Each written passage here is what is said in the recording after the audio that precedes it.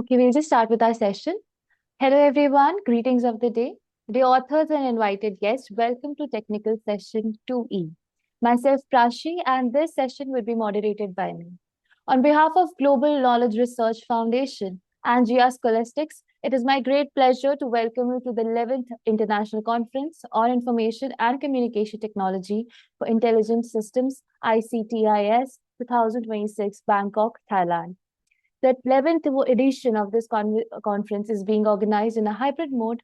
The physical event will be held tomorrow in Bangkok, Thailand, and the virtual event is being held through Zoom from 9th to 11th of April 2026. I hope you will enjoy the knowledgeable and interactive session through the day. In this session, we have 10 presentations. Each presenter will be given 10 minutes for the presentation and 2 minutes for the question and answers. On the 9th minute, I will be raising a gentle reminder. There is another request to all of y'all to kindly stay connected with us till the closing remarks. If you have any queries or updates, then you can write it to me in the chat box given below. Just before we start our session, I would like to introduce you all to our session chair for this session, Dr. Ronak Kumar N. Patil. Professor Ronak Kumar Patel is an assistant of professor in the Computer Engineering Department at CPIT, Chalsat, Gujarat, India. With over 12 years of research experience, the expertise spans machine learning, deep learning, and recommender systems. His area of interests are Python programming, parallel computing, high-performance computing, and operating system. We welcome you to the session, sir. Before we start, would you like to say a few words to our participants? Yeah, thank you for the introduction. And all the participants, I'm waiting for your work that you have contributed. So present in a confident way and feel free to connect me. Over to you. Okay, sir, thank you so much. I would like to introduce you all to our second session chair as well. Right now, sir is not available, however. Our second session chair is Professor Franklin Rivas. Professor Franklin is a research professor at the Pontifical Catholic University of Ecuador, PUECE, Ibarra campus, and Chief Research Officer at Kiel Industries.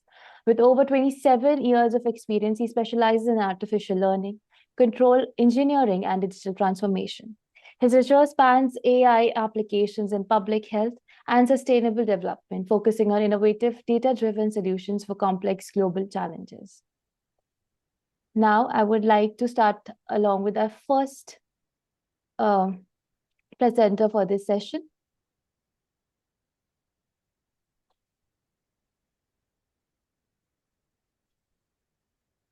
Just a second.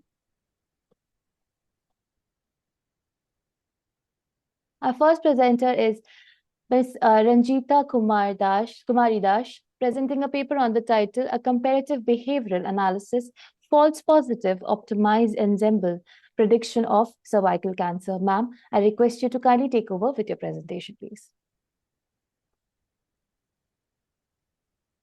So, good morning all. So, I am Dr. Ranjita Kumari Das from KT University, Bhubaneswar, Odisha.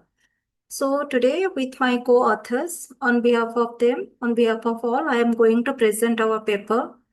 So, generally, can I share my screen now? Yes, please, ma'am.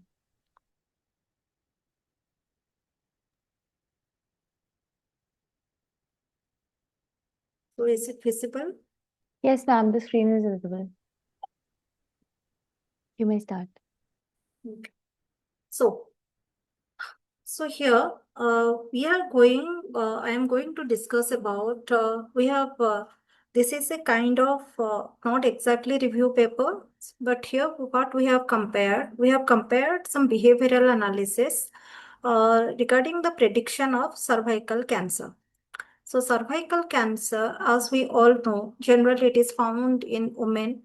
It is a slow developing cancer in our lower part of the uterus.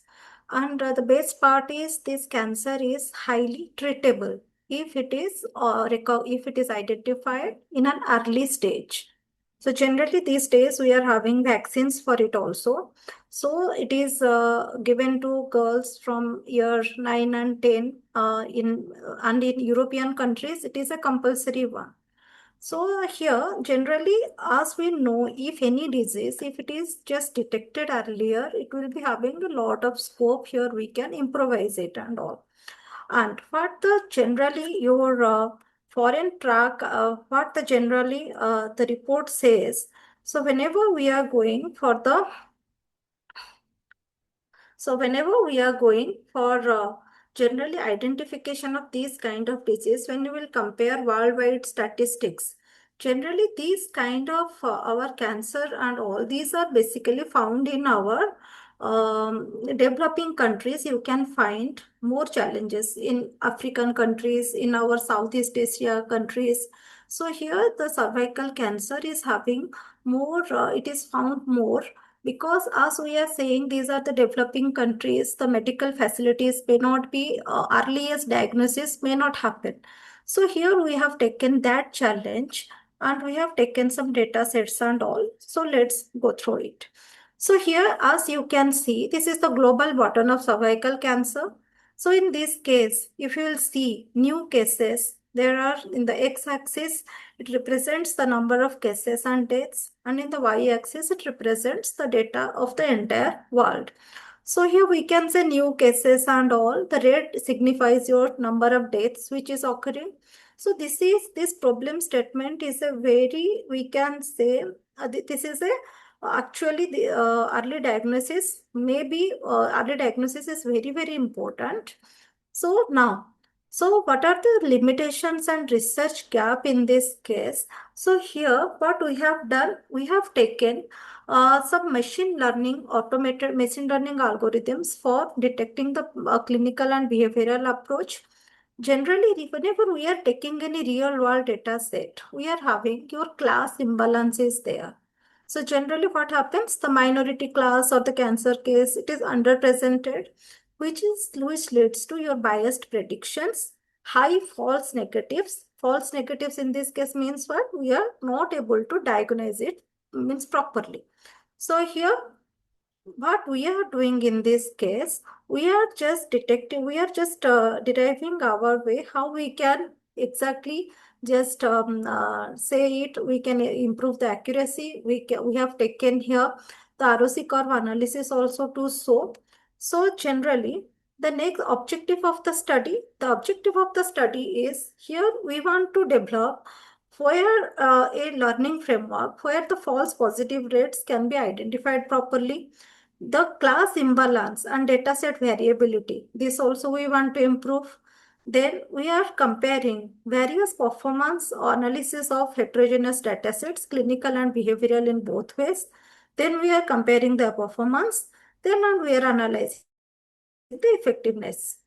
So the dataset description, in this case, we have used two datasets for evaluate the model robustness and general one. The first dataset is the cervical cancer risk factor dataset. Here we are having 858 instances and 36 attributes. It contains the demographic, clinical and medical history features. Second dataset is from SOBER, your behavioral risk factor dataset. In this case, we are having 72 instances, 19 attributes. Generally, here they have taken this data set or made this data set by taking the lifestyle and behavioral indicators into account. So here what we are doing, we are analyzing between large and small data sets also, clinical and behavioral features also.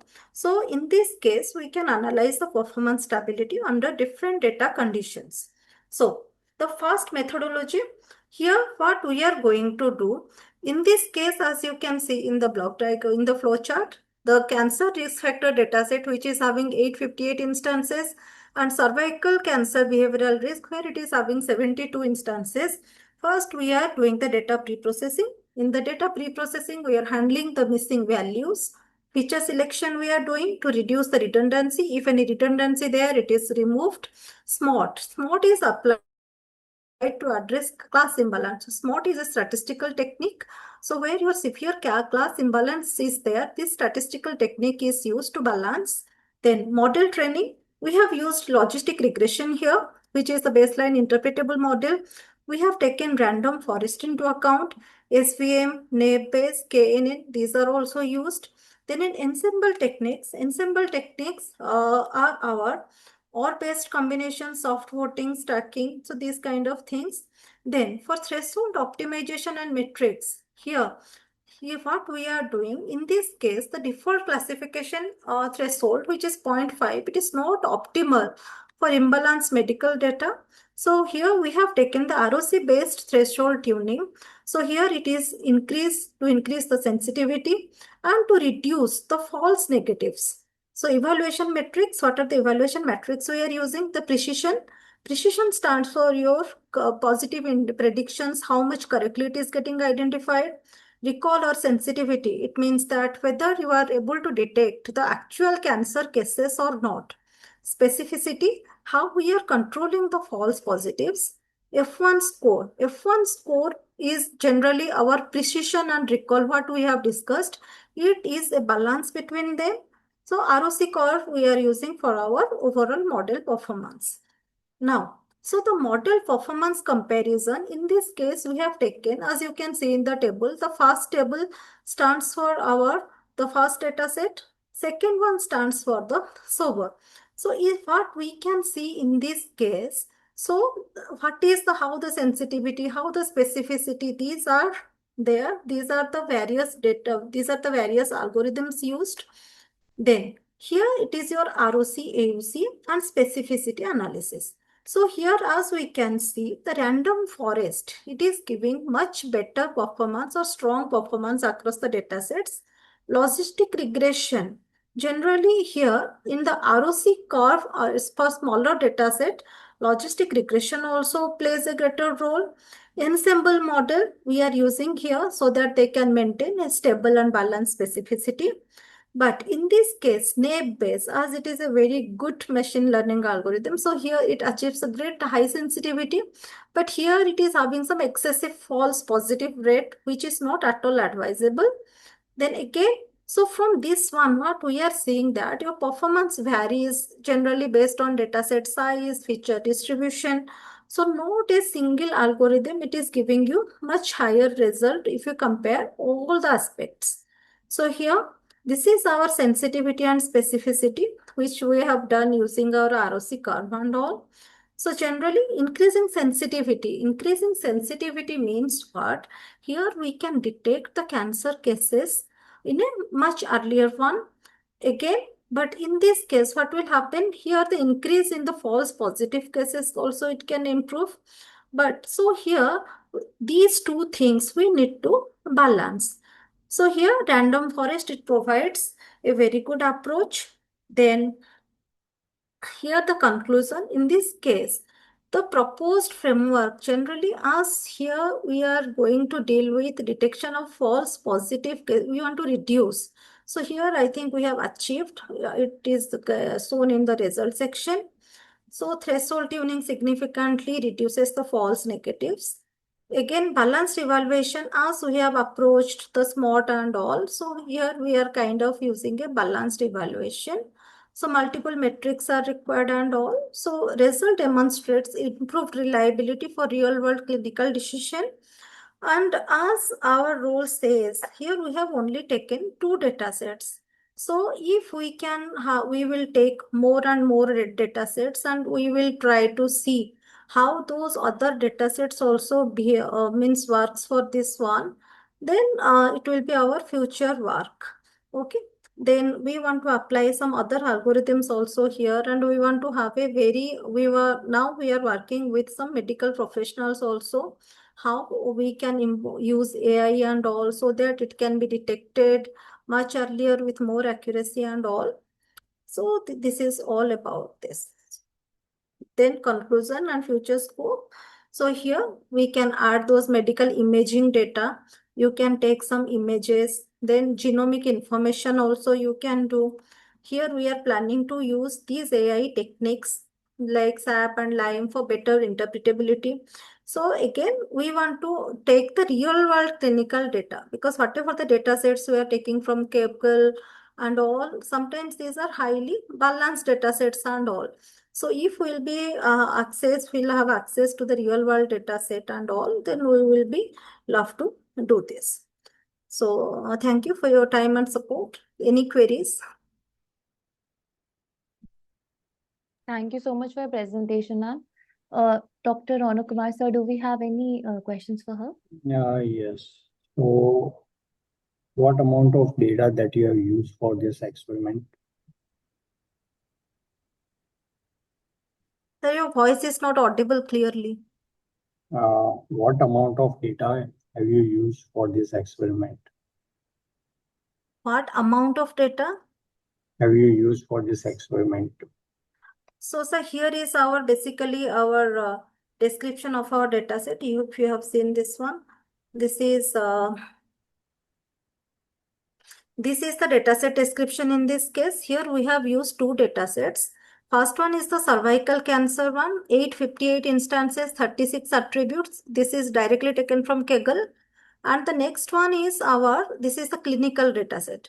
Next one is we have taken the sober data set where we are having 72 instances and 19 attributes. It is based on the behavior, how the cervical cancer, whether it depends on your lifestyle changes and all, what leads to the cervical cancer. So those kind of data set. This is the first one is a bigger one. Second one is a smaller one. So here we have taken two approaches, large versus small data sets, how the things are behaving, then clinical versus behavioral features. Okay, so one suggestion is means deep learning model and ML model require more data, specifically Yes. deep learning models. So you can increase this data size, right? So that can be increased. Yes, And we can use that. Yes, some feature selection kind of technique might be incorporated in your study so that you can do. Yes. One more thing is like the evaluation measure that you have shown. Can we focus on recall because you are focusing on false positive? Yes, we can do that. Okay. So rather than focusing on false positive, you can have a general idea of recall with recall. Yes. Okay. Nice work, madam. Thank you. Thank you so much for your presentation, ma'am. Now I would like to call upon our next presenter. Our next presenter for this session is Prajakta Shinkar, presenting a paper on the title AI-powered personal assistant for smart task planning and productivity optimization.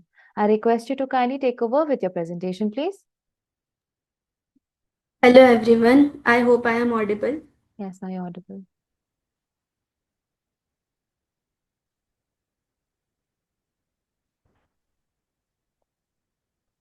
Is my screen visible? Yes, ma'am, your screen is visible. So hello everyone, my name is Prajakta Shinkar. I am here to present my research paper, AI-powered personal assistant for smart task planning and productivity optimization. My co-authors are Madhuri Suryavanshi, Sakshi Satav, Saisha Chaudhary and Mahima Thakre. So this is the table of contents that I am going to cover throughout the PPT, which includes the problem statement, introduction, followed by the motivation, going to the references. So my problem statement is in our daily life while when we do our daily tasks, maintaining productivity and mental well-being is a major challenge for many individuals, and traditional task management systems mainly focus on basic task tracking, so as a result users often experience poor task prioritization, missed deadlines and increased workload stress. So I have proposed in an AI-driven smart productivity assistant that can intelligently manage tasks, analyze user sentiment, detect if there is any burnout risk, and provide personalized recommendations to improve productivity and well-being. So the motivation for this research paper was that people often struggle to manage multiple tasks and their deadlines efficiently, and traditional task management systems lack to give personalized solution. So this AI-based AI-based systems can help users manage tasks smarter and smartly and improve productivity. So the objectives that the paper satisfies is that it is an AI-driven task management system that allows users to create, manage, and track tasks efficiently, and it interact with the system using NLP. And it also integrates sentiment analysis for detecting what the user is emotionally facing and their stress levels during conversations. This is done using a priority prediction system where the urgency and importance of tasks is determined, and to analyze the user productivity patterns and provide personalized recommendations and productivity insights. There is also a burnout detection system that can help monitor the workload stress, and that can in turn help maintain a healthy work balance. So the scope of this project is a chat-based interface where it analyzes user behavior and productivity patterns. So this I have done a literature review on majorly 6 papers. In these 3 papers, the key contributions was some included a AI-based task management system using NLP, but it lacked emotional analysis and mental health monitoring. The second paper is an AI assistant that can extract task details but has limited focus on user productivity analysis. And the third paper is an RL-based scheduling framework that dynamically schedules and reschedules events, but it requires a large training data set and complex reinforcement learning models.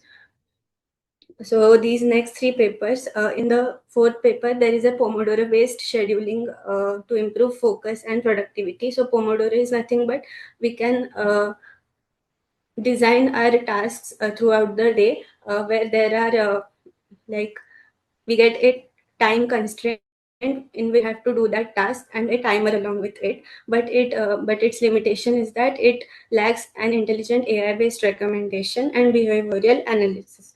And the 5th paper is a comparison between ML and DL model for detecting burnout, but it doesn't like do a real-time analysis.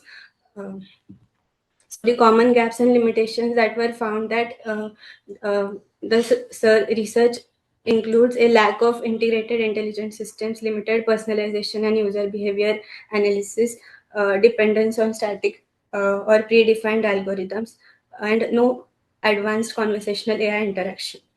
So my proposed system consists of a 3-layer architecture consisting of front-end layer, backend layer, database layer. My front-end layer is a Flutter mobile application. The backend is done using a fast API server, and the database I have used PostgreSQL. So the proposed system is that we have done a mobile-first architecture with modular backend services to ensure efficient communication and scalability.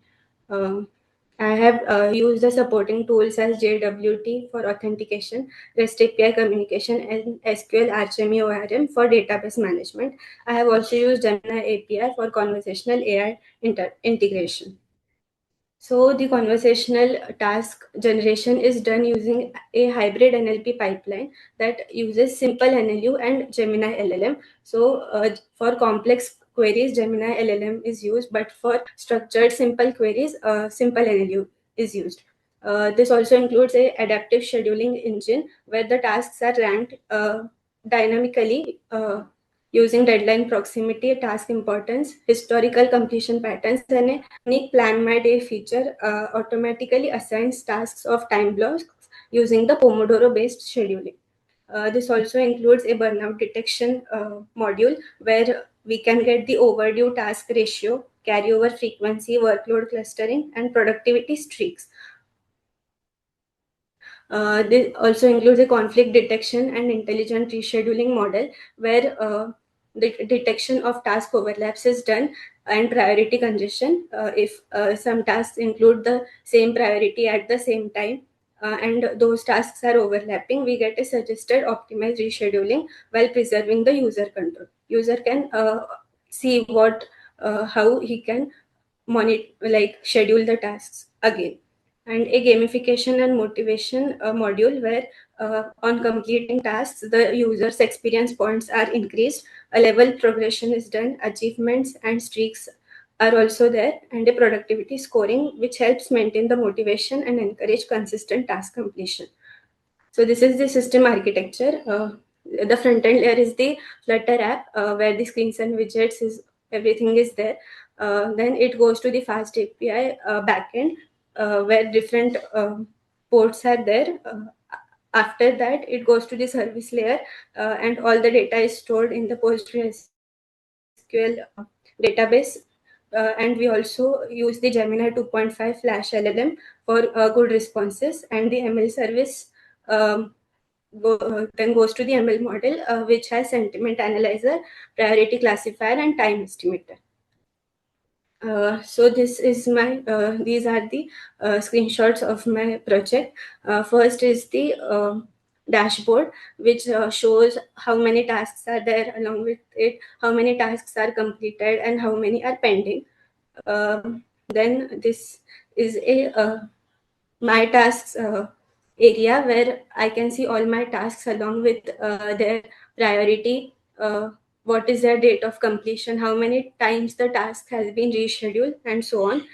Here I can manually add my tasks if I have in mind how I should have my task. But if I am unsure that what priority I give to my task, then I can use the AI conversational chatbot, which uses simple NLU for simple queries. Like if I type hello, then simple NLU is used. But if I tell that create a task named practice word power made easy questions, then it uses the Gemini LLM. This is the plan my day schedule where the Pomodoro system is used, and I can see all the tasks of my day along with a timer and breaks in between, so that no burnout happens. And this is the critical burnout risk module where if I have continuously not some tasks, and in turn the burnout risk goes on. Then these are the my tasks module, in which the Eisenhower matrix shows that which tasks must belong to do first, schedule, delegate, or eliminate. In this, do first belongs to urgent and important, while schedule goes to important but the task is not that urgent. Delegate goes to urgent but not important, and eliminate is that the task is not urgent while it is not important, so we can do that later on. And this is the gamification and achievement tab where the daily streak and all is shown, and we can progress our levels by completing the tasks. And if this is the conflict detection module, where if some tasks are overlapping, then we get an AI scheduling suggestion system. So here for every 2 overlapping tasks, I can choose which I should like these are the 3 conflict resolution suggestions with the confidence score. So I can choose whichever I want, and the tasks get Sorry to interrupt you, ma'am. However, we have crossed the 9-minute mark. I just request you to kindly conclude your presentation as soon as possible, please. Yes, sure, ma'am. Like my performance metrics was that the mean AI response time was 1.8 seconds. The creation latency was 2.1 seconds for tasks, and an overall user satisfaction of 4.6 on 5.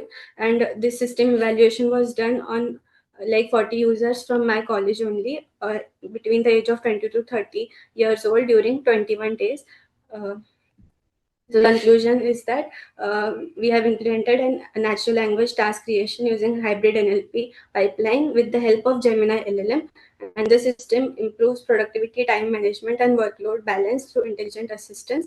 Also, conflict detection is done with a unique notification system and gamification to improve task completion and user engagement. Thank you. If anyone has any questions, I am open to answer them. No, nice work. Nice project implementation. Thank you, sir. Thank you so much for your presentation. Now I would like to call upon our next presenter for this session. Our next presenter is Yashwini Jadhav, presenting a paper on the title Uninterruptible Multi-Clutter Phishing Detection, a framework with leakage-free feature engineering. I request you to kindly take over if you are present along with us, ma'am. Ms. Jadhav.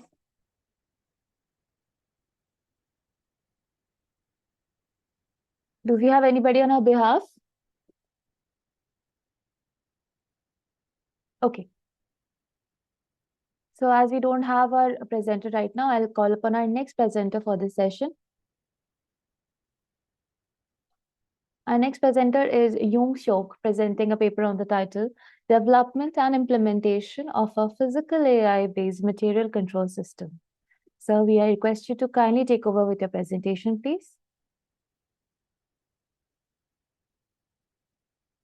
So Yung Seok, please, if you can take over with your presentation, or anybody on behalf of sir.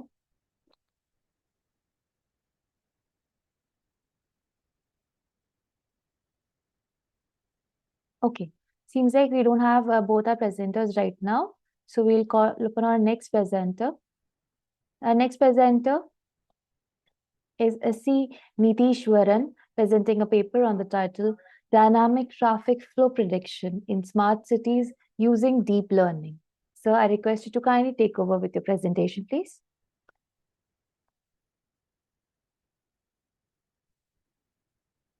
So C. Nitishwaran, so if you could take over with your presentation.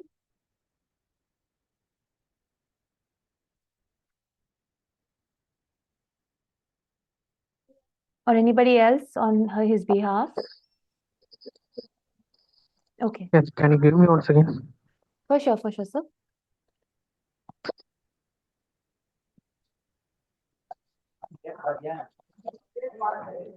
Hello, I am Nitishwaran.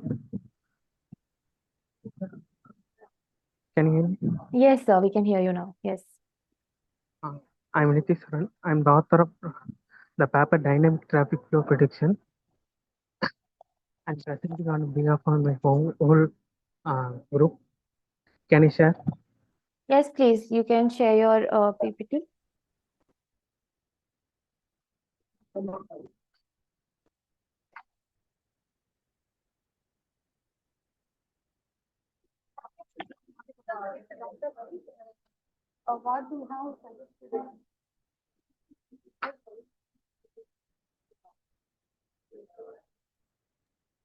Is there any problem, sir, on your part? If you want, we can give you time as well. Just a minute.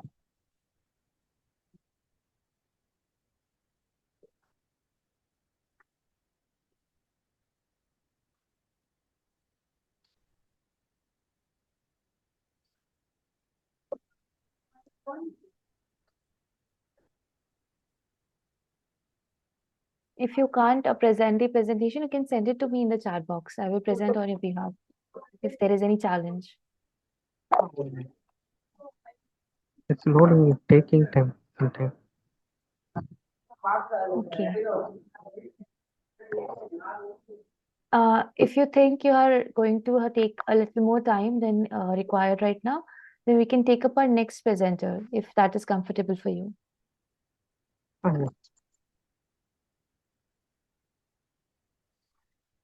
I can present now.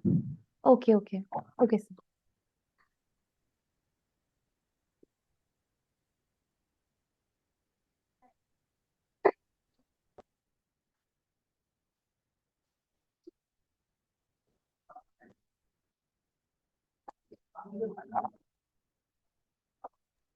Yes, sir, we can see your presentation. Yes, correct. We can see it. My paper is on about dynamic traffic flow prediction in smart cities.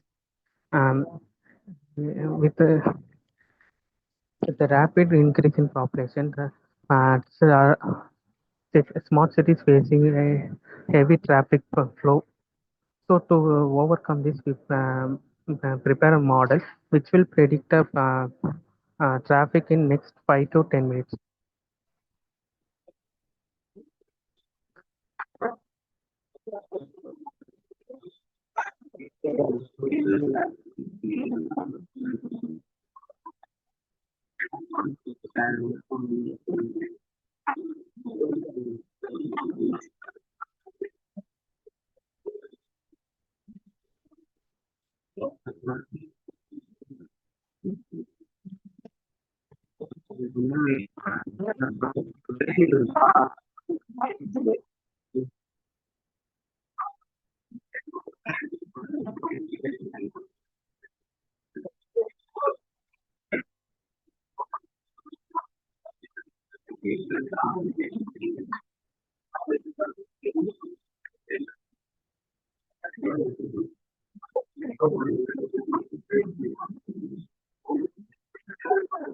Sir, we cannot hear you clearly, sir.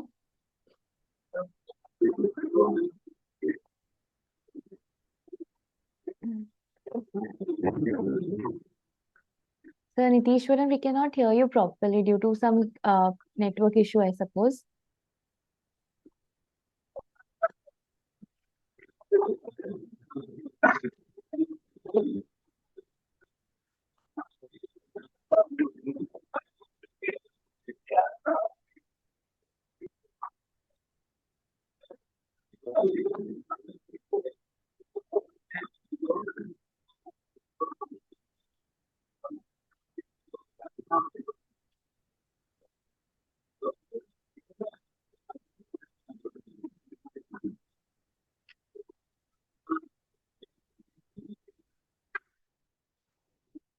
Sir, I cannot hear you. Is there any technical issues on your front?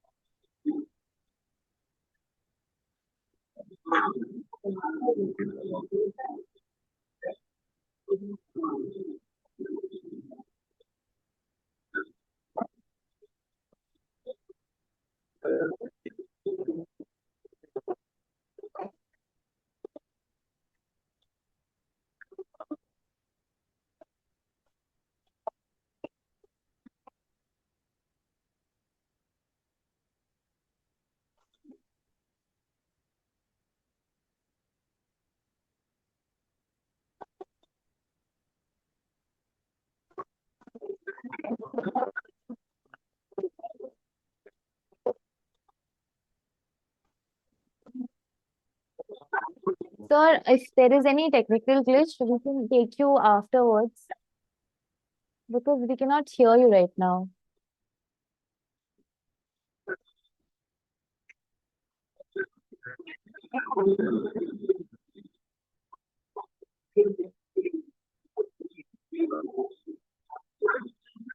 I request you, sir, to kindly present afterwards because right now we cannot hear you, neither the screen is freezing for us as well.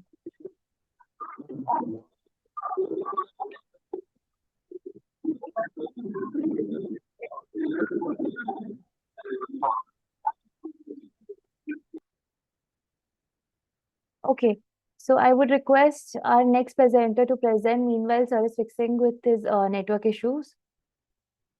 Our next presenter is Kwong Sing View, presenting a paper on the title Graph-Guided Hierarchical Multi-Class Decomposition for Intuitionistic Fuzzy-Weighted Least Squares Twin Support Vector Machine. I request you to kindly start over with your presentation, please. Good morning, Mr. Chair. I will share my screen now. Yes, sir. So my name is Wang Heng Bui. Today I will present our work on a graph-guided hierarchical multi-class decomposition for IFWLSTSVM. The goal of this study is to improve multi-class classifications in a way that is both robust and efficient. Let me briefly introduce the motivations. This presentation has 4 parts: the motivations, proposed method, experiment, and conclusions. And first, let's look at the problems. Motivations. The multi-class classifications is an important in many real-world applications, but the data are often noisy, imbalanced, and high-dimensional. The IFWLSTSVM is already a strong binary classifier because it's used exclusive way to reduce the effects of a certain sample. However, when extending it to multi-class tasks, standard targets to have limitations. OVO need many classifiers, or the OVO often suffer from imbalance, and these methods usually ignore the global relationship among classes. So the main motivations of this study is to build up a structure-aware and efficiency multi-class framework for the IF, WCAG, LSTS, this leads directly to the research gap. Because the IF, WCAG, LSTM is the fundamentally binary, decomposition target is necessary, but existing target such as OVO or OVR and ECOC do not acceptably explore class structure in the feature space. So the key gap is the lack of the data-driven decomposition mechanisms that use global class relationships. Our solution is to model this relationship with a graph and use that graph to guide hierarchical decompositions. And now I move to the proposed method. Here's the main idea of the proposed method. The core idea is to replace flat decomposition with graph guide hierarchical decompositions. Each graph is treated as a node in a graph, and class simulatory or compute first, and then the class set is recursively divided into two subsets by min cuts. At each node of hierarchies, the one IF, WCAG, LSTM classifier is trained for the corresponding binary subproblem. So in the end, the multi-class problem can become a binary tree of classifier. The overall framework is shown in the next slide. Here's the framework overview. This highlight has three main components. At first, we can struct a graph to represent a class relationship. And second, we recursively partitions the graph using the Store-Wagner min-cut algorithm. And third, we train the one IF, WCAG, LSTS classifier at each internal node. And during this test, a sample move from the root to the left, and the left determine the final class label. And next, I will briefly explain how the graph is built. At first, to build a graph, each class is represented by its centroids, and then the similarity between two classes computed using a Gaussian kernel. A large S weighs mean two classes or more similar. In this way, the original multi-class problem is transformed into a weight class similarity graph. After that, the graph is partitional hierarchically. This is the key mechanism of the method. Instead of use physics target, we partition the class graph into two groups by minimizing the cut cost. And this makes the decomposition adaptive to actual class structure. It helps generate more meaningful and often more balanced binary subproblem. Another advantage is efficiency. The number of classifiers grow roughly linearly with the number of classes, instead of quadratically as in OVO. And now I will briefly present the experiment and results. We evaluate the method on 16 UCI benchmark datasets together with two large-scale datasets, minus and C410s. We use Strayer 18 and 20, 18 divide 20, 18 data to train and 22 test, split and normalize the database on only the training sets to avoid information leaker. For the comparisons, we consider both standard decomposition target and several strong SVM and twin SVM based classifier. The next slide summarizes the datasets diversity. These datasets vary in scale, dimension, and number of classes, so they provide a broad test for evaluating both efficiency and scalability. So this table compare our method with OVO, OVR, and ECOC in terms of accuracy and training time. The overall, the proposed method perform better on many datasets and is also faster in many cases. An important observation is that the method remains feasible even when some standard methods face memory issue or larger datasets. This suggests that graph hierarchical decomposition improve both efficiency and scalability. Next is the comparison with the strong SVM baseline. Here's the Brabo method, also achieves very competitive and often the best accuracy while keeping in training time lower. For example, it reports strong performance on large datasets such as C410 and SURTO. This indicates that the gain comes not only from the IFWCAP LSTM classifier itself, but also from the smarter multi-class decomposition mechanisms. Now, as will summarize the main finding. In the conclusions, this will address the limitations of applying binary IFWCAP LSTM directly to multi-class problem. The proposed method model class a relationship with Gaussian kernel graph, partition that the graph recursively by the store Wagner min cut and the train an IFWCAP LSTM classifier at its node. The results show improvement over standard and decomposition stargate in the both accuracy and efficiencies. So the main contribution is more structure aware, scalable, and effective extension of IFWCAP LSTM for the multi-class classifications. Here, so I would like to mention the future directions. For my future work, we plan to improve automatic parameter optimizations, explore deeper nonlinear modeling of class relations, and further enhance scalability for very large data sets. Thank you very much for your attention.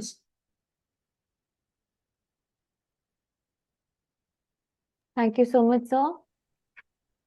Sir, do we have any questions for sir? Yes. So, on how many different data sets have you tried your approach? I can hear you clearly. Can you repeat the Yes. question again?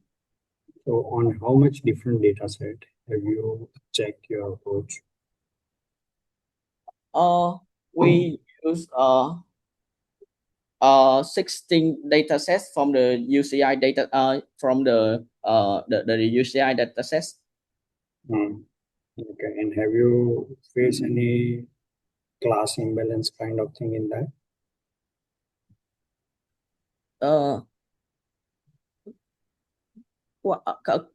Can you repeat again? Do you face any class imbalance kind of thing in that data set?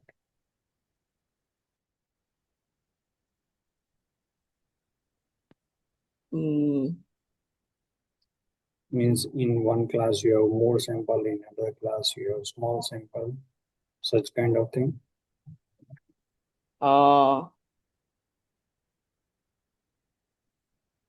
Okay, thank you for the question. I will answer this. Okay, no issue. Since the device benchmark including the UCI dataset, the dataset will have the impedance is minus and a C410. Some datasets naturally contains class impedance. Okay. Yeah. Thanks for your questions. So for future work, you can include your other parameter in evaluation measure as well. F1 score, precision recall. Okay. Thank you so much for your feedback, sir. And thank you so much for presenting. And now I would like to call upon our next presenter for this session. Our next presenter is Anuja Kelkar, presenting a paper on the title Lifestyle Influences on Menstrual Cramps, ML Analysis and ESG Monitoring with a Low-Cost Device. I request you to kindly take over with your presentation, please. Ms. Anuja. Ms. Anuja, could you take over with your presentation, please? Yes. Sorry, there was a network issue. Just a second, I will share my screen. Yes.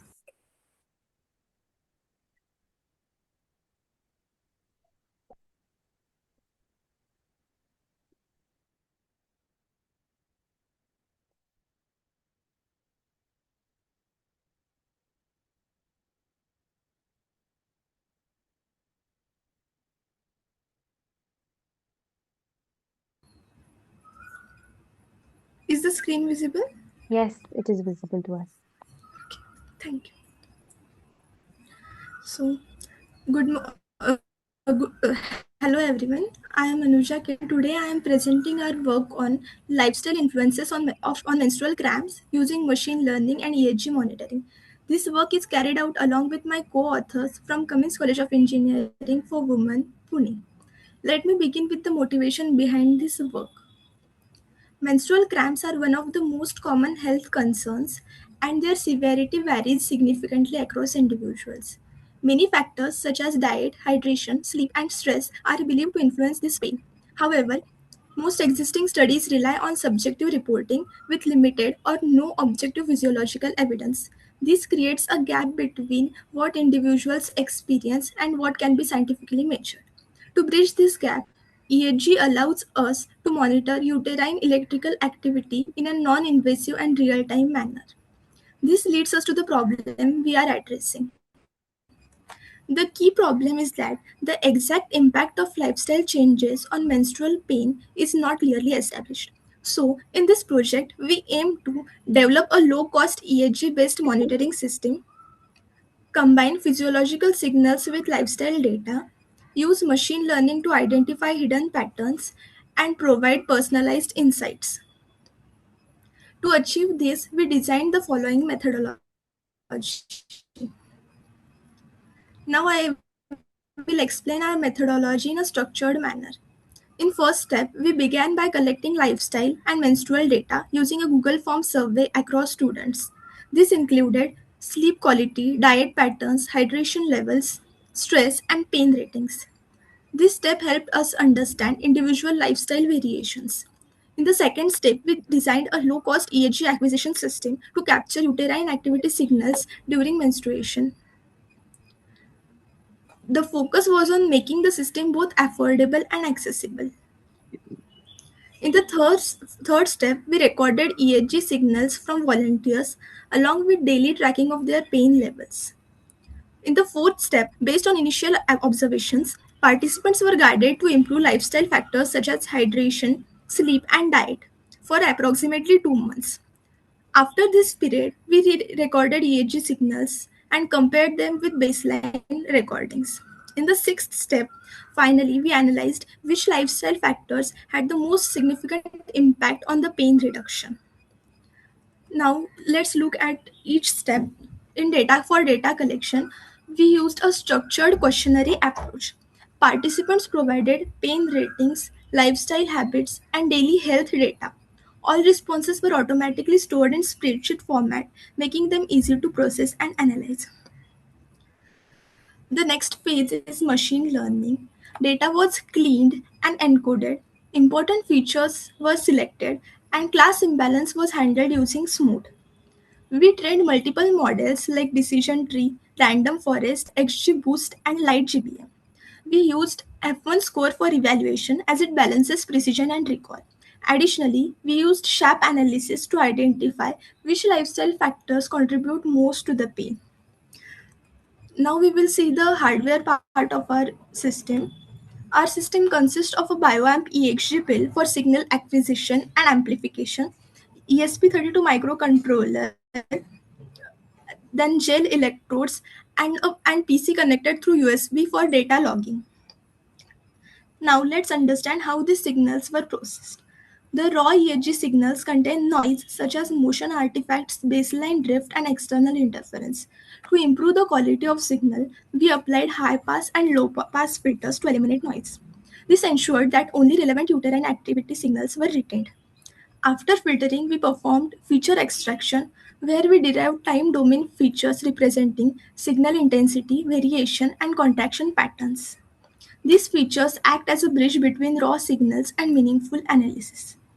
Next, we compared the signals recorded before and after intervention.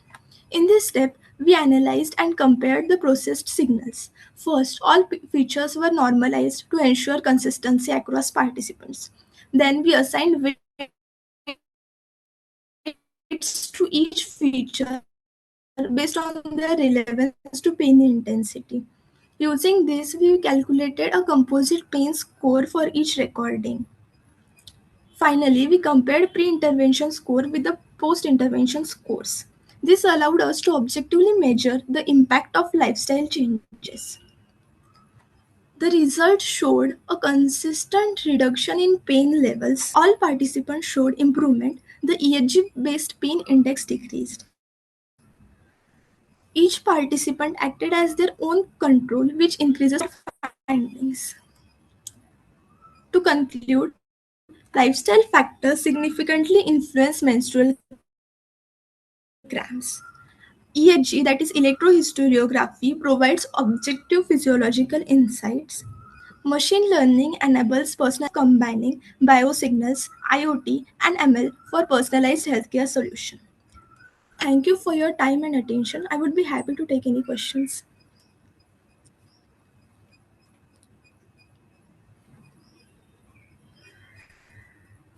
Thank you so much, sir. Do we have any questions for Ms. Anuja? Nice presentation. Thank you, sir. Should I stop sharing screen? Yes, you may. Okay. Now I would like to call upon our next presenter. Our next presenter is Shaurya Oberoi, presenting a paper on the title RCAN-RS, an enhanced residual channel attention network for remote sensing image super resolution. I request you to kindly take over with your presentation, please.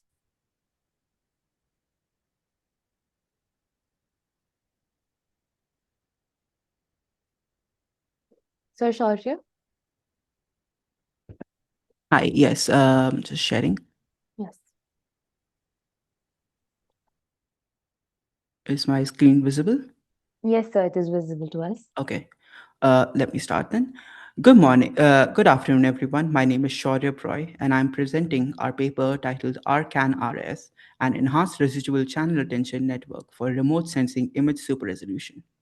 I will take you through the motivation behind this work, what we built, and how we evaluated it, and what the results tell us. This is a quick overview of what I will be covering today. Okay, let me start with the problem. Satellite based remote sensing imagery is one of the most powerful tools we have for understanding and monitoring the Earth. It supports applications across environmental monitoring, disaster management, urban planning, and precision agriculture. Essentially, anything that requires observing large areas of the Earth's surface systematically over time. Platforms like Landsat, Sentinel-2, and MODIS generate enormous volumes of imagery every single day. However, there is a fundamental constraint that has persisted since the beginning of satellite imaging. If you want high spatial resolution, you sacrifice temporal frequency and spatial coverage. If you want global coverage at frequent revisit intervals, you sacrifice resolution. The freely available imagery, that is Sentinel-2 at 10 meters per pixel, Landsat at 30 meters, lacks the spatial detail needed for fine-scale analysis. At 10 to 30 meters per pixel, you cannot reliably delineate individual buildings. You cannot map road lanes or monitor small agricultural fields. So there is a real and persistent gap between what is available and what is actually applicable. Deep learning based super resolution has emerged as a promising way to bridge that gap computationally. Instead of acquiring a new satellite, you train a network to construct high resolution spatial details from low resolution imagery you already have. The state of the art in image super resolution includes architectures like SRCN and EDSR, and most relevantly, RCAN, the residual channel attention network. These are powerful models that have achieved impressive results on standard benchmarks. However, as is the reasoning of our paper, all of these architectures were designed and evaluated on natural images, photographs, the kind of images you would take with a camera. Satellite imagery is fundamentally different. It has physically meaningful interband spectral relationships that must be preserved for downstream analysis. It has sharp, geometrically precise boundaries, roads, building, edges, field boundaries, whose accuracy matters enormously for practical application. And it requires radiometric consistency that standard perceptual quality metrics like PSNR simply do not capture. When you take a model like Arcan and apply it directly to satellite imagery, it can look good on paper. It can achieve competitive PSNR, but fail on the dimensions that actually matter for remote sensing. This has this has motivated us to develop Arcan RS, a version of Arcan which specifically targets satellite imagery. So let's look at the data sets. Our model Arcan RS is trained and evaluated on the DOTA dataset, which chosen specifically because it provides high resolution satellite imagery across a diverse range of scenes: urban environments, agricultural fields, water bodies, transportation infrastructure, and mixed terrains. We set up a 2x resolution super resolution task, low resolution inputs of 256 by 256 pixels, and the model is trained to reconstruct the corresponding 512 by 512 high resolution output. As you can see from the figure on the right, the image covers a wide variety of aerial scenes, which make this a challenging and representative benchmark. Before any training happens, all images go through a standardized pre processing pipeline. High resolution images are reduced to 512 by 512 and serve as the ground truth. The corresponding low resolution inputs are generated by bicubic downsampling to 256 by 256 values and are then normalized to the range -1 to 1 using channel wise normalization with a mean and average deviation of 0.5. During training, we apply a set of augmentation techniques to improve generalization. On the geometric sides, we use horizontal and vertical flipping and 90-degree rotations. On the photometric and radiometric sides, we apply contrast adjustment and spectral perturbations. The latter is particularly important for satellite imagery because it simulates the kind of atmospheric and sensor variation that occurs between different real-world conditions. Model the This diagram shows the complete training and inference workflow. Starting from the top left, the pipeline begins by loading the dataset, pre-processing the images, and initializing the model. The training loop runs for a maximum of 100 epochs. At each epoch, a training phase computes the forward pass, calculates the L1 loss, and runs the backpropagation. This is followed by a validation phase that computes validation loss and PSNR and updates the learning rate using reduced LR on plateau scheduling. The key decision point is whether the validation loss has improved. If yes, the model is saved and patience is reset. If not, the patience counter is increments. If patience counter reaches 15 without improvements, early stopping is triggered. This prevents overfitting and avoids wasting computation beyond the point of optimal generalization. After training is complete, the best saved model is loaded and evaluated on the test sets using 6 separate evaluation metrics.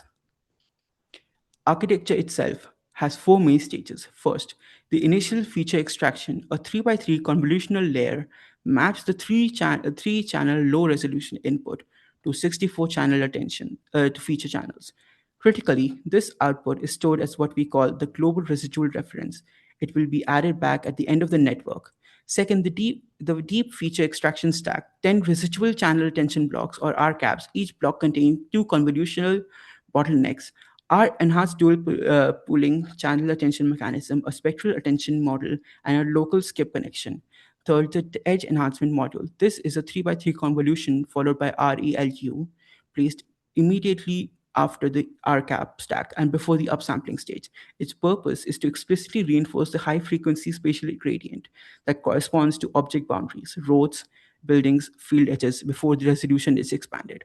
Fourth, the upsampler, a convolutional layer expands the channel from 64 to 256 pixels shuffle, rearranges those channels into a spatially 2 times larger representation, and the final convolutional map back to 3 RGB channels, giving us a total of 512 by 512 super resolution output. The two attention mechanisms are what differentiates Arcan from the baseline Arcan model, Arcan RS from the baseline Arcan model. Let us spend a moment on each. The first is dual pooling channel attention network. Standard Arcan uses global average pooling to compute a channel descriptor before recalibrating feature channels. The problem with average pooling alone is that it computes the mean activation across the entire spatial extent of each channel. In satellite imagery, where critical structures like building edges and road markings occupy a small fraction of the total image, these features can be systematically underweight. We address this by adding global max pooling alongside average pooling. Max pooling descriptor captures the peak activation in each channel, which corresponds to the most locally salient features. The two descriptors are combined before the recalibration weights are computed. This ensures the model remains sensitive to both global distributed spectral context and the locally prominent structural features. The second is spectral attention. This is implemented by a lightweight one by one convolution followed by sigmoid activation. Applied within each RCAP block, it learns channel wise scaling factors conditioned on the local feature content at each spatial location, preserving the interband spectral relationships that are essential for downstream remote sense analysis. Things like vegetation indices, spectral angle calculations, and change detection. I want to draw your attention to the two tables on this slide. The first shows our optimizer comparisons. We tested four optimizer under identical condition: SGD with momentum, Edigrad, and RMS prop, and Adam W. Adam W consistently outperformed the other, achieving the highest PSNR in SSIM, while also converging the fastest at 157 epochs, compared to the 195 for SGD. That's the basis of our optimization selector. The second table is a key comparison against baselines that I want to highlight the most important value here. Looking at our model compared to Swine IR. Swine IR is a state of the art transformer based image restoration model. On PSNR, the two models are essentially equivalent: 34.42 versus 34.34 decibels, a difference of less than zero point 0.1. On SSIM, again, essentially equivalent: 0.9398 versus 0.9390. But now, looking at edge preservation, our model scores 0.9524 compared to Swine IR's 0.5558. That is a 71.4% increase in edge preservation despite identical PSNR. This is the central finding of a paper, and it demonstrates precisely the point I made in the introduction. PSNR optimization does not guarantee edge fidelity for remote sensing, where the accuracy of geographical boundaries determines the quality of every downstream product. This distinction matters enormously. Sorry to This interrupt, sir. I just request you to kindly conclude your presentation as soon as possible, as you have crossed the 9 minute mark. Okay. This slide shows the full test statistics and the visual evidence. Looking at the metrics table on the left, the low standard deviation across the SSIM, SAM, and UQI confirms that the model performs consistently across all cases, not just edge cases. The training curves at the bottom show smooth convergence. Both training and validation loss decrease together without divergence, and validation PSNR rises steadily, confirming that the model generalizes well and does not overfit. On the right, you can see a qualitative comparison. Top is showing the ground truth, the low resolution, and our super resolution, and the bottom showing edge analysis, where the last image is the difference between the image between the ground truth and our super resolution, showing an almost darkened image, showing that um, our model is not it does not have any major difference between ground truth and our model. There's no major difference. Now, let me close with four key takeaways. First, we proposed Arcan RS, a domain adapted super resolution architecture with three targeted enhancements: dual pooling channel attention, spectral attention, and an edge enhancement module, all designed specifically for the requirements of satellite imagery. Second, the model achieves strong quantitative performance across all six evaluation metrics on the DORA dataset: PSNR of 34.42 decibels, SSIM of 33.9398, and an edge preservation index of 9524. Third, and most importantly, Arcan RS performs other models by as high as low as 71% in edge preservation, while matching it in PSNR are increasing. This result makes a methodological argument as well as an architectural one. PSNR alone is insufficient to evaluate a super resolution quality in the context of remote sensing satellite imagery. Domain-specific metrics are always necessary. Fourth, the framework is practically applicable. It offers a computationally efficient solution for enhancing the spatial resolution of freely available medium resolution satellite imagery with direct relevance to disaster response, precision architecture, and infrastructure mapping. Here are some of the papers that have helped our paper, some of the papers we used as references. Thank you, and I'm happy to take any questions.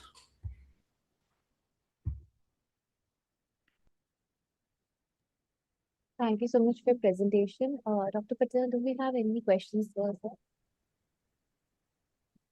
No, madam, no question. Okay. Thank you so much for your presentation. I would like to call upon our next presenter for this session. Our next presenter is Inuka Janke, presenting a paper on the title Synergistic Spatial Spectral Representation Learning via Deep Reinforced Adaptive Masking for Universal Medical Hyperspectral Image Segmentation. I request you to kindly take over with your presentation, please. Thank you. Am I audible? Yes, you are. All right.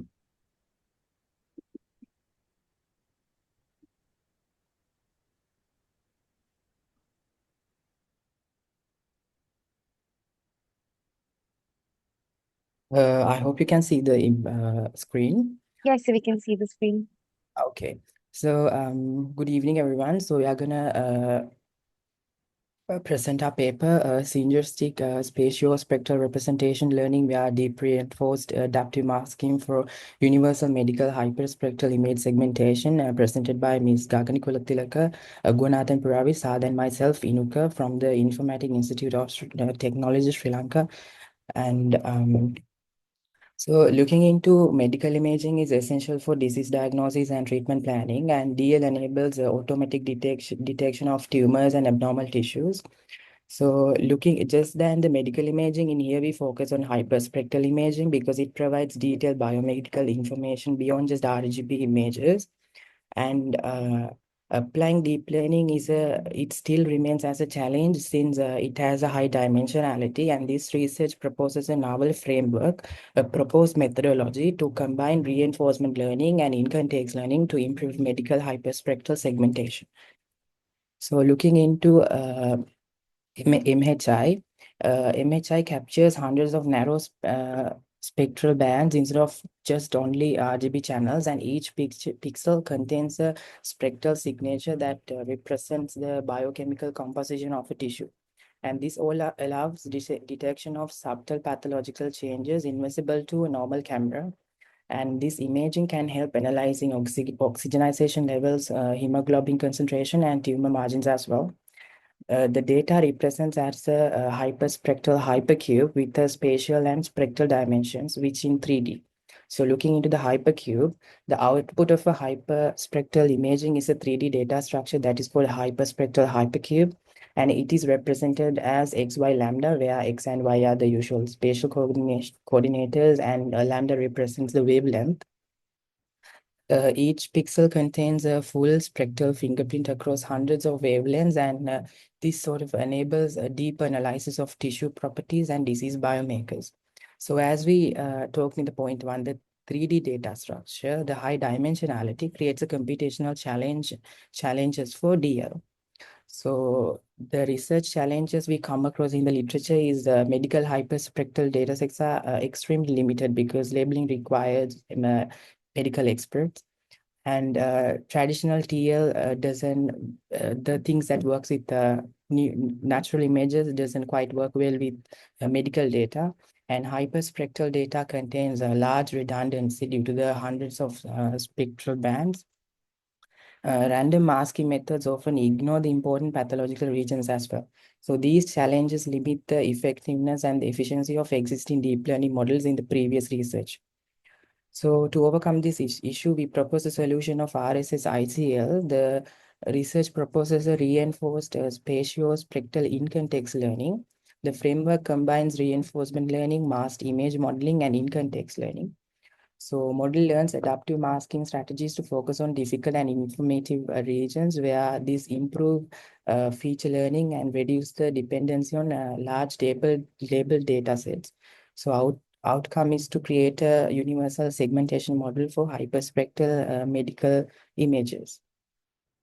Looking into the system architecture, it contains three major components: a 3D vision transformer, a reinforcement learning masking agent, and in-context learning for decoder for universal segmentation tasks. So these three components work together to learn robust representation from hyperspectral image data. And the the usual or like the traditional masked image models, randomly mask image patches, but in here we use RL for adaptive masking. So RSSICL uses a reinforcement learning agent to learn intelligent masking strategies, and A3C agent to predict which voxel should be masked based on the reconstruction difficulty. And hard to reconstruct voxels usually correspond to informative pathological regions. So overall, this focuses the model to learn meaningful spectral and spatial features. And implementation includes train the model using a multi-stage training strategy, and initial training uses a random masking for baseline reconstruction learning. And RL then optimizes the adaptive masking strategies, bypassing the randomness. And this system uses a ADAM optimizer as optimizer and a controlled randomness strategy to ensure training stability and prevents overfitting. Experimental expectation includes outperform specialist segmentation models, and significant improvements are predicted in low annotated scenarios. The joint SS learning improves anatomical structure prevention, and preliminary evidence suggests the high dice score across multiple modalities. And yeah, in a nutshell, the research introduces a novel framework for hyperspectral medical image segmentation, and reinforcement learning enables adaptive masking of informative regions. And as I explained, in-context learning allows universal segmentation across multiple medical tasks. And the approach reduces the dependency on large annotated data sets. And RSSICL, overall, we believe that it provides a scalable pathway towards intelligent and interpretable clinical AI systems. And with that being said, I would like to conclude this, and thank you for listening. If you have any questions, you can ask.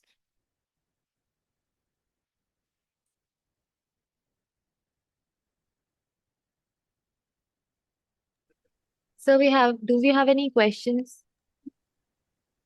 Mm, Dr. Patel? no, for a presentation, we can move on. Okay. Thank you Thank so much for your presentation, sir.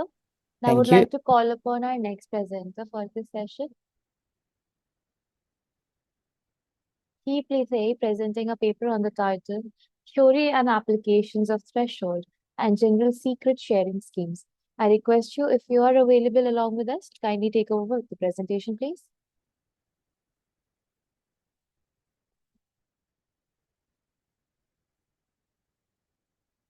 Ma'am, if you're present, kindly take over with your presentation, please.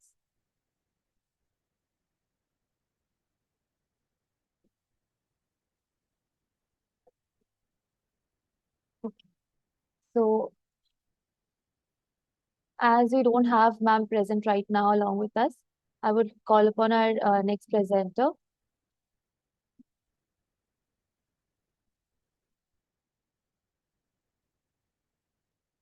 Ma'am Ashwini Jadhav, presenting a paper on the title An Interpretable Multi-Cluster Phishing Detection Framework with Leakage-Free Feature Engineering.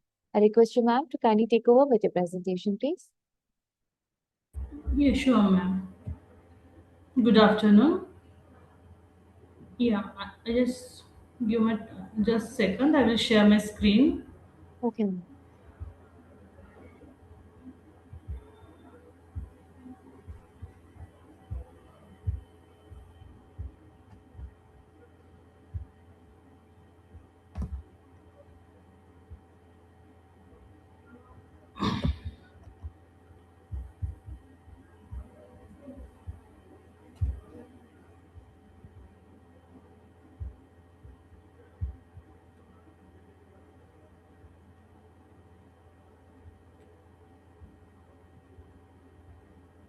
Yes, can you see my screen? Yes, ma'am, we can see your screen right now. Yes, you can see the screen. Yes, yes. Yeah. Good afternoon. So, it's interpreted multi-clustering phishing detection framework with the leakage-free feature engineering. This is to evaluate proposed phishing detection model to state-of-the-art techniques. So, this is the agenda outline of the presentation. introduction, phishing detection, literature survey methods, existing system survey, methodology, proposed model, dataset description, achievements, and result challenges, conclusion with the references. So, as introduction, email-based phishing, phishing is the attacker is trying to stolen the information, user ID, password, and try to do some attack through the email, URL phishing, website phishing, mobile phishing. These are the different types of the phishing. That smishing also phishing. That I use the different reference paper for that. The different advanced attack are the MITM attack, phishing attack, framing, and the targeting phishing companies. That's organization also, and the single personal use also. This is the graph that I showing is from anti-phishing working group from work that is APWG from 24 to 25. That is how the phishing attacks are through the year to year, and the different financial institute and different type of the field there are the phishing attack, and day by day these phishing attacks are increasing.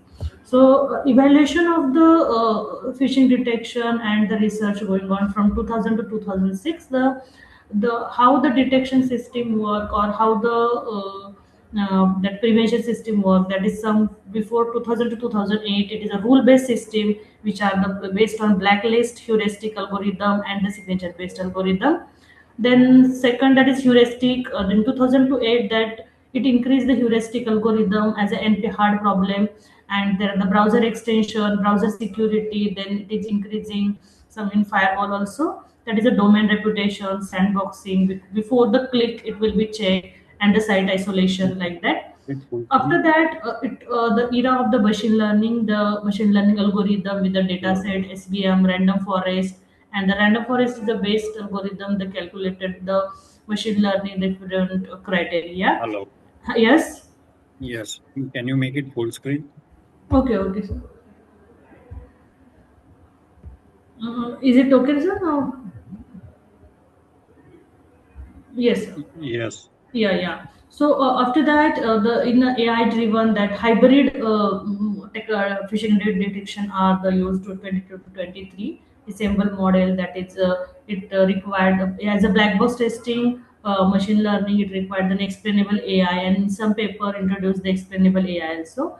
And nowadays, the again the multi-models intelligence system, again hybrid of machine learning, transformer, GNN algorithm, that is graphical neural network, multi-model learning, and the layer-wise learning, hybrid learning, and federated learning detection system will be there in this 2002, 2004 and 2006 this year. So this is some literature survey. What are the limitation? That is, if some papers are basically on isolated URL, that is malicious URL or not. Then email data set, that is a limited multi-domain feature. Again, they collected if the features are depend upon the availability and that is first track, which are the available and accessible. Some paper are not standard feature taxonomy, that is it not include all the features. Again, due to the optimization time required and the accuracy purpose, again they eliminate the feature depend upon the different optimization techniques, and to increase the accuracy. But again, some features and cluster are depending on that. So that's why the different data set, different features, there is a different training model, and the result will be vary due to the different data set, different feature. Again, if the only blacklist and only URL list will be there in some papers, that is the reference. It is again the clocking phishing, and it combine actually heuristic intelligence, machine learning, and deep learning papers. And that some papers are again to increase the accuracy of that machine learning model, hyper parameter tuning will be there for the, again, the number of cluster, number of tree, or different parameter of the depending upon the algorithm. And obviously, yes, the optimization increase the accuracy of that. But again, there is the some bias and bias data set, and there is a feature selection techniques will be used. And here applying someone, there's some paper meta heuristic optimization algorithm also to isolated machine learning, deep learning models. Some paper are used here high false positive rate, and it increase up to 97 to 98% result in machine learning deep learning algorithm. But again, drawback is that it is a black box testing, it is a black box nature, poorly in deep learning and machine learning. So again, some papers that is in last few years, that is by using explainable AI. And again, that is only URL or feature database, but we required the structured and non-structured database. Then again, natural language processing, deep learning, RNN algorithm in picture, then LSTM algorithm is there, and they increase the that is dependency of the feature and reduce the dependency of feature and work on the text-based database, unstructured database which is required. Again, there are the CNN algorithm. If there is a image-based data set and they work for that. So this is again lack of the real world validation. The reason is that whenever we change the data, that new data set is added, the result will be vary. That is due to the vary of the data set. So again, there is a some real world validation will be required. So this is what the research gap. So about the different paper, what I found that a different data set with the different features list and with the different algorithm used in their paper. So again, these are the different D1 to D10. I've found some data set in the papers, which are the based on IP usage, URL shortlist is TSL fingerprinting, US operating system browser signature, protocol version, URL version, domain name, email, web-based JavaScript, that is for the phishing detection. Again, so again, I combine, I already my publish my some data set, that is cluster 0, cluster 1, cluster 2, because it is not possible to combine all whole data set in one model and train that, because it's dependent, that is before click, after click, what the scene, just like the mail, we only see the URL first, then what is happen the back end. So I just collect the all required feature from the different areas or cluster. There is transport layer, URL, HTML, and behavior campaigning level. So these are the some I use the different papers in my own paper, and the clustering the different data set from the data set, combined data set, and that I found that the number of cluster and the training accuracy, that is maximum, that is hypertuning parameter with the when there are the maximum length 20 to 25, and the cluster, that is sometimes training is 100%, and testing model accuracy is up to 96% on my cluster data set. And then when I go for the optimization, that is the feature selection, then the different algorithm I use, then I found the accuracy is high when the I use select variance threshold model, and the dependency of the mutual information, that is highest dependency of that features. And again, there's L1 regulation string coefficient, because I want to selection of features, so I apply the different algorithm for feature selection. So this is the feature selection, and the what the characteristic, the as I already explained, you divide the different data set, and these are the different data set I produce that from collecting of the data set from fish tank, and from again previously data set, and upgraded my data set. And after the experimental result, that when I use the machine learning, again the logistic regression testing, and that is random forest, XGBoost are the good as a training model as a 100%, 99 to 100% as a testing model. Gives the result to 97 to 99% result for the testing model.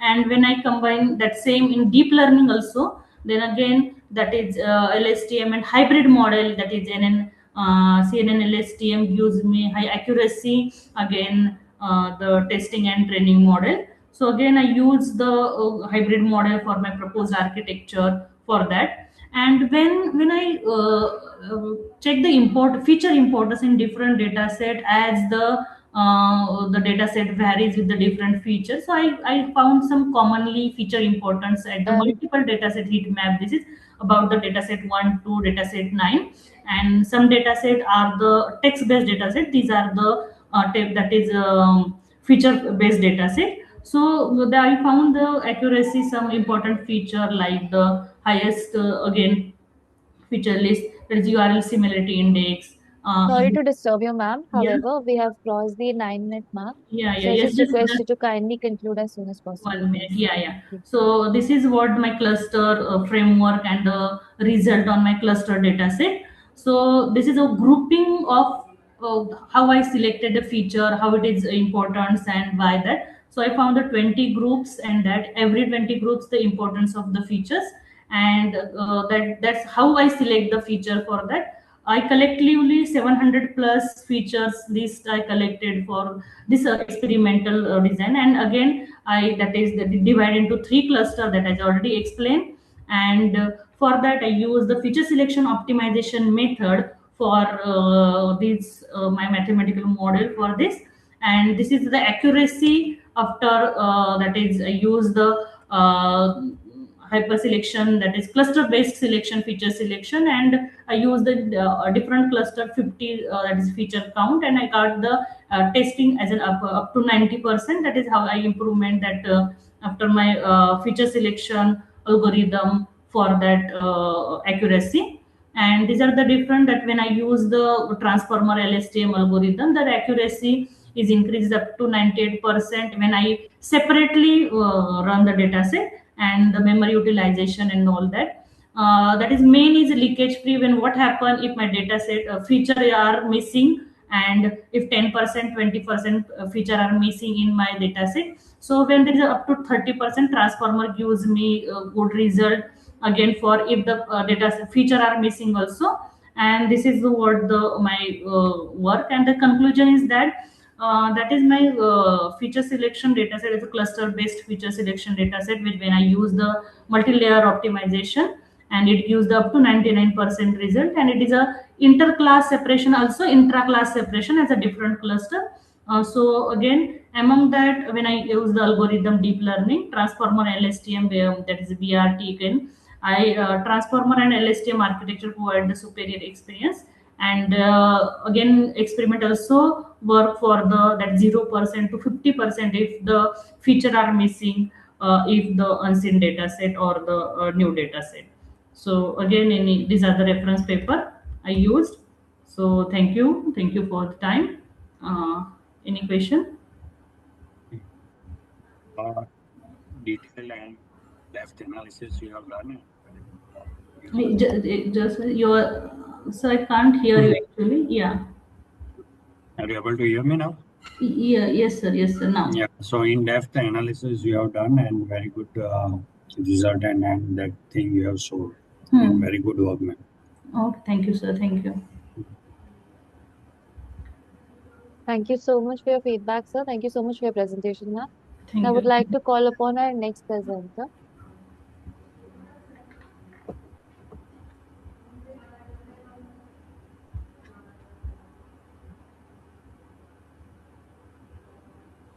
Mr. C. Niteshwaran, sir, I will request you to kindly take over with the presentation, please.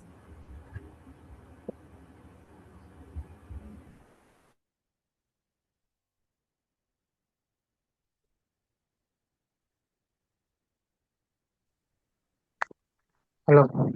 Yes, sir. Am I audible? Yes, sir, you're audible.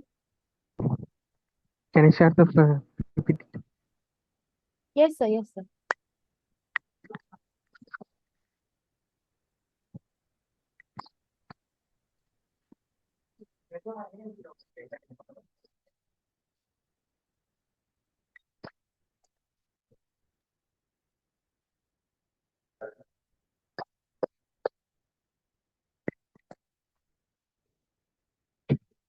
Is my PPT visible? Yes, sir, your PPT is visible, sir. Hello, I am Niteshwaran. I am final year BEC student at KPR IIT. I am here to present my paper on dynamic traffic flow prediction in smart cities on behalf of my whole group. Our main theme is with increased population, there are the urban cities faces a crisis of traffic jam. To overcome this, we've created a model which will predict the traffic in a specific location in a period of 5 to 10 minutes beforehand. We done this by analyzing the past traffic history of the specific place for a over period of months or year, so we can generally guess the traffic in a specific location by comparing with the traffic in a last for the same date in a week in a last month or an year. So we can somewhat accurately predict the traffic flow.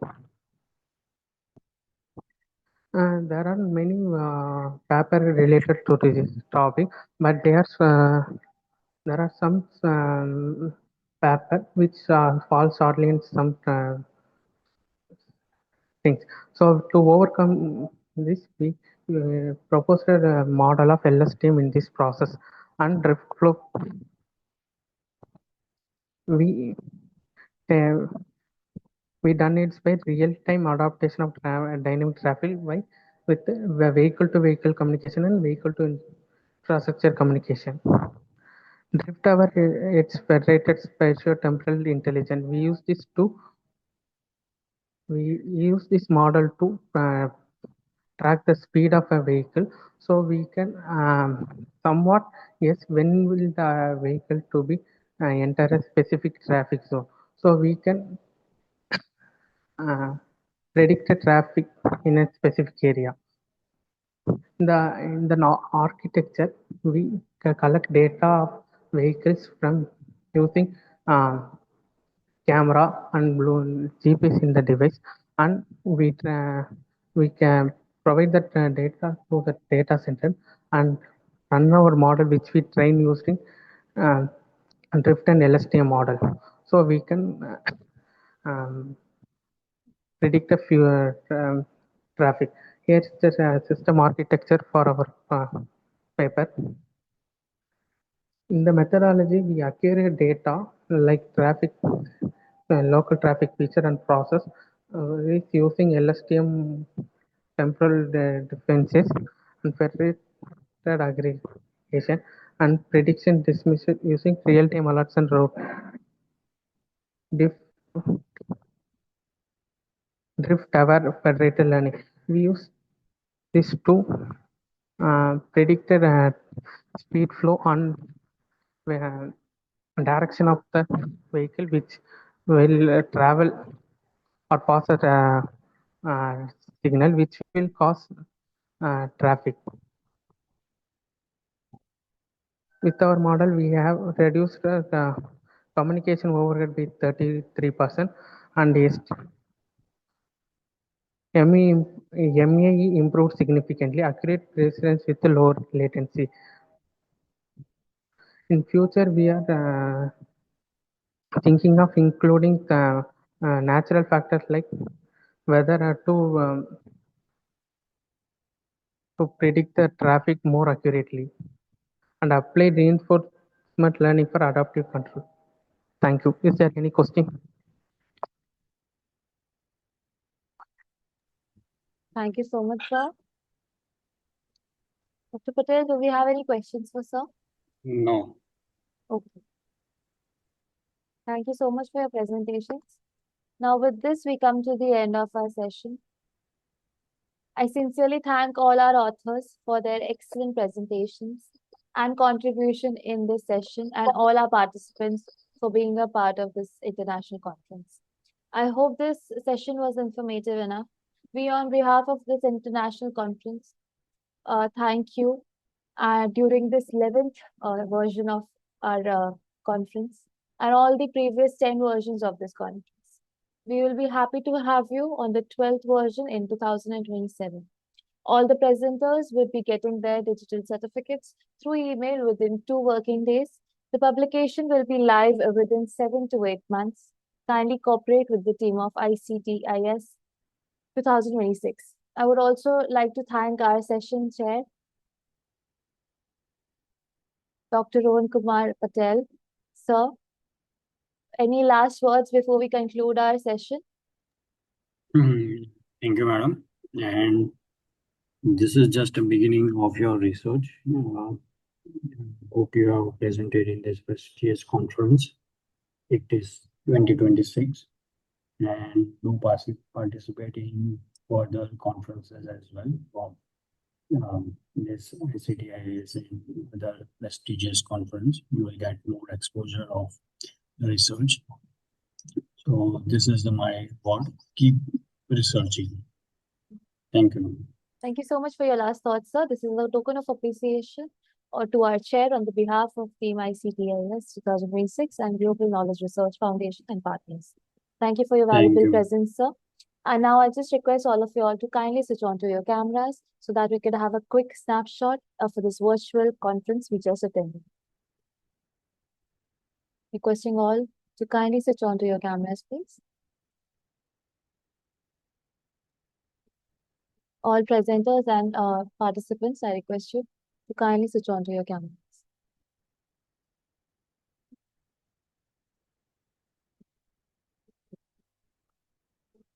Okay.